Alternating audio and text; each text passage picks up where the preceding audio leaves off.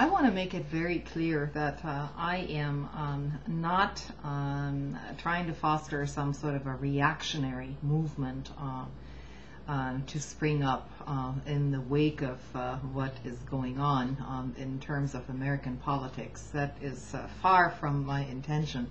So I am not promoting any kind of hate speech or hate towards President Obama or his administration. What I will point out, however, is some discrepancies between his campaign promises, his speeches, and what is actually going on. So, Obama is not a Nazi. He's not the Antichrist, and he is not a savior. He's none of that. He's a politician. So, and like any politician, he should be criticized as to his policies and what he's trying to promote within those policies. So, I'm not going to spend a lot of time today discussing the speech that probably some of you have already seen and discussed at the Heritage Foundation today, which essentially is a neoconservative think tank, to say the least. What my only question is, why does President Obama feel that he has to justify himself in front of a neocon organization, and then to top it all off, to have Dick Cheney have the last word at that forum, as if Dick Cheney and his friends haven't already gotten enough media coverage during the last 2 weeks. It doesn't look very good when you start to mingle with what I would call war criminals, and that's the way I see it. And so this is, for me, one of those indications that Obama has no intentions to prosecute anyone from the former administration if he starts to mingle with that crowd in a friendly and respectful setting. So I'll point out two other things that I have found in the meantime.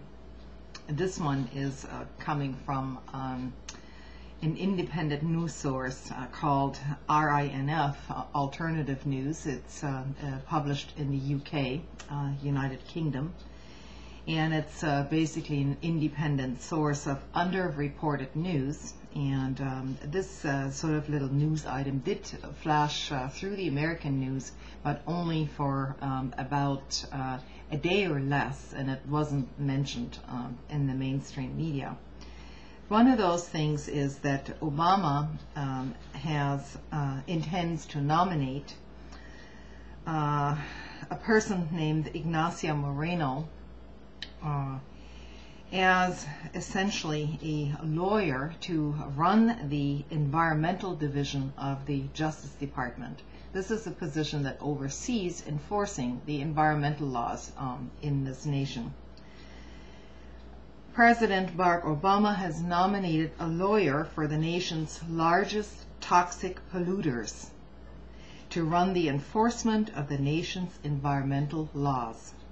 On Tuesday, Obama announced his intent to nominate Mr. Moreno to be Assistant Attorney General for the Environment and Natural Resources Division of the Department of Justice.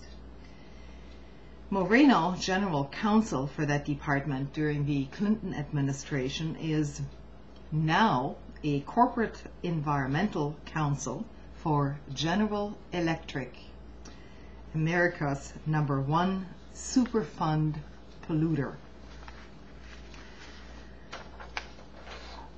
Number 5 in the Fortune 500, with revenues of $89.3 billion and earnings of $8.2 billion in 1997, General Electric has been a leader in the effort to roll back the Superfund law, in other words, to clean up environmental disasters and pollution, and stave off any requirements for full cleanup and restoration sites that they helped create.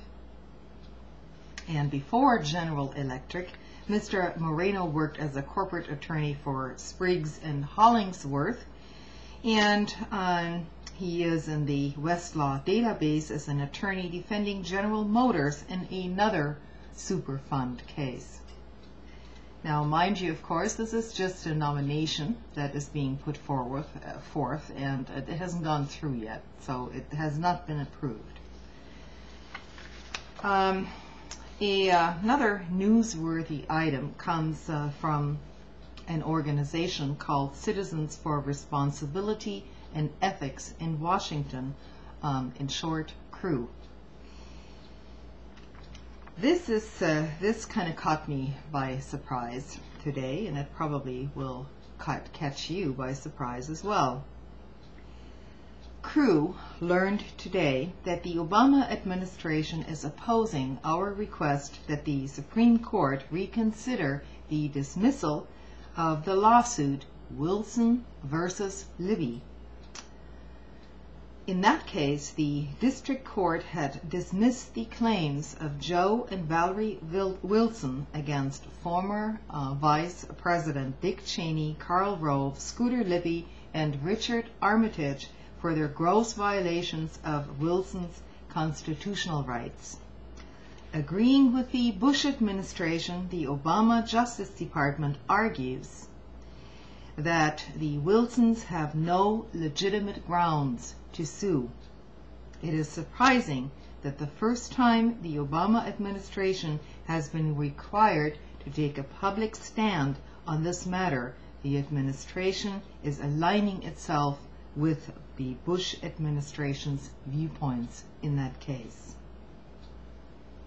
In fact, Obama's administration has gone one step further, suggesting that Mr. Wilson failed to provide any evidence that Mr. Cheney, Mr. Rove, and Mr. Libby harmed him or his wife in any way. This is particularly ironic because the government had moved to have the case dismissed before the Wilsons had the opportunity to uncover the details of how Ms. Wilson's covert identity at the CIA was revealed. So, two interesting little news items for today. I'll post something positive as if people want to send me positive things that they feel should be mentioned during these videos, which I try to keep factual. I will mention them. I don't have a problem with that. Particularly if they involve, large issues. So anyway, that's it for tonight. Thanks for listening.